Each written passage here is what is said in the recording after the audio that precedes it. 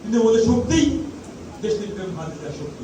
সুতরাং এই দল আপনাদের এখানে যা দাঁড়িয়েছে তা সাময়িকভাবে আছে, আপনার পার্মানেন্ট সাময়িক পদ আছে, 80 পদ নেই, আমরা নাই, ঠিক তো নাকি? আপনার একজন পদ আসবে সেখানে দাঁড়াবে, কিন্তু আপনাদেরকে তো কেউ সরাতে পারবে না, পারবে? আপনার হচ্ছে পার্মানেন্ট, আপনারা হচ্ছে আমাদের পার্টির মূল শক্তি। সুতরাং দলকে রক্ষা করার দায়িত্ব কিন্তু আপনাদের। দলের ভাবমূর্তি যে নেতা যে কর্মী ক্ষুণ্ণ করার চেষ্টা করবে তার কিন্তু উঠে দাঁড়াতে হবে, কোন ধরনের ভয়ভীতিতে মাথা নোয়ানো যাবে না।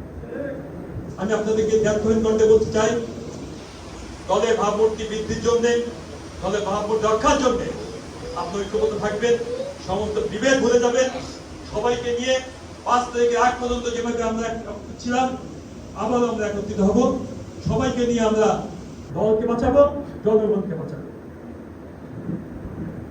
জনগণের পক্ষে থেকে, জনগণের সাথে থেকে জনগণের কাছ থেকে। সুতরাং আজকে মত বিনিময় সবাই এই কথাগুলো প্রাধান্য পাবো। আমরা প্রায়শই একটু ইমোশনাল হয়ে যায় যে কথা